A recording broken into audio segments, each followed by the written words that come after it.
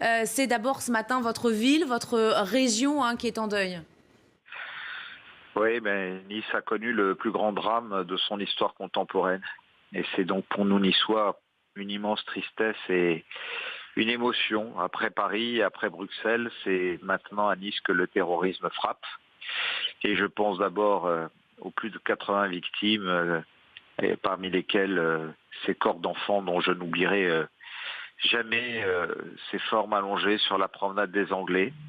Et je présente à toutes les familles que je ne cesse d'accompagner depuis le premier instant toutes mes condoléances. Nous n'allons cesser de faire ce qu'il faut pour les accompagner, mais la blessure en nous est particulièrement traumatisante et profonde. C'est une barbarie, un carnage épouvantable, une véritable boucherie.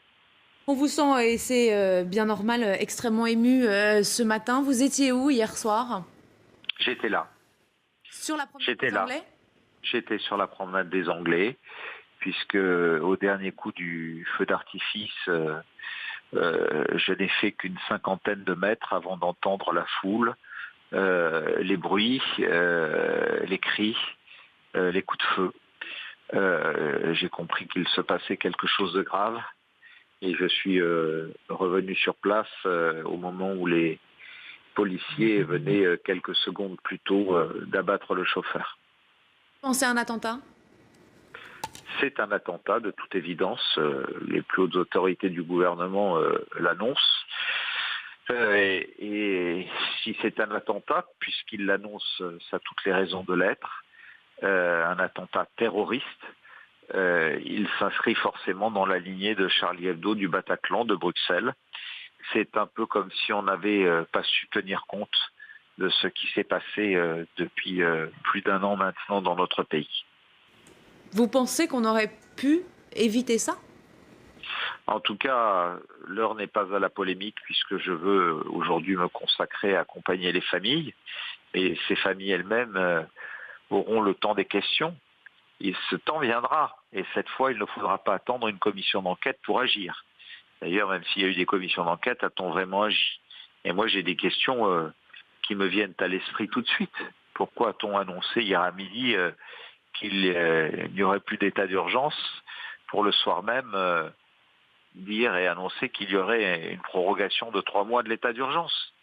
Pourquoi et comment cet homme a pu pénétrer sur la promenade des Anglais qui était pourtant piétonnisée? Combien de policiers nationaux, là où je réclame des renforts depuis des mois et des mois, protégeaient cet événement? L'homme suspecté d'être à l'origine de cela avait-il des complices? Question effectivement ce matin, Christian Estrosi. On le disait, c'est en pleine festivité du 14 juillet qu'a eu lieu cet attentat hier. Il y avait beaucoup de monde sur cette promenade des Anglais. Oui, Est-ce qu'il n'aurait pas fallu, le alors c'est 14 peut-être bien juillet. facile à dire ce matin, mais ne pas organiser ce type d'événement? Ça vaut pour Nice, mais ça vaudrait pour toutes les villes?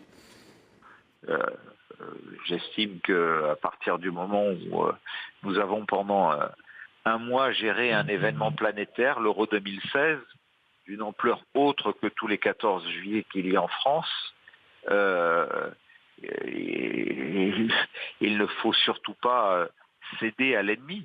La France est en guerre, il y a bel et bien un ennemi. J'ai parlé en son temps d'une 5e colonne, même si j'ai entendu toutes les critiques possibles. On voit qu'un an et demi après, malheureusement, de manière rampante, celle-ci continue à avancer. Et cet attentat intervient le 14 juillet, pas par hasard, c'est parce que c'est le jour de la fête nationale. C'est la France tout entière qui est attaquée. Qui plus est, la promenade des Anglais est connue dans le monde entier. Donc on s'attaque à un symbole du rayonnement de notre ville, mais de la France tout entière. Et qui plus est, cela intervient au cœur de l'été, au moment où nous recevons beaucoup de visiteurs. C'est donc aussi une branche importante de l'économie française, le tourisme en France, qui est attaqué. Alors oui, il n'y a pas de raison de ne pas maintenir ce type d'événement, mais à condition de ne pas relâcher l'effort. C'est un peu comme si au lendemain de l'euro, on s'était dit qu'on était passé à travers des drames et qu'on pouvait se relâcher.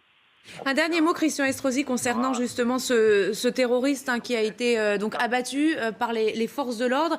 Il est toujours en cours d'identification, mais des papiers d'identité ont été retrouvés dans ce véhicule. On parle d'un franco-tunisien, pardonnez-moi, de 31 ans qui habitait Nice. Est-ce que d'après vos informations, il était connu comment des services? De ce qui est dit aujourd'hui, des déclarations même du ministre de l'Intérieur, on nous dit qu'il était connu, on nous dit qu'il habitait Nice, et on nous dit qu'il avait des relations et des connaissances douteuses. Comme par hasard, c'est quelqu'un de connu. Comme par hasard, c'est quelqu'un qui a des relations douteuses, ce qui veut dire qu'il peut y avoir des traces de complicité de ce côté-là. Connu pour des faits de petite délinquance? Vous savez, quelqu'un qui est connu, quand la France est sous une menace, c'est forcément quelqu'un qui doit être surveillé. Je ne peux pas concevoir, en tout cas, qu'il en soit autrement.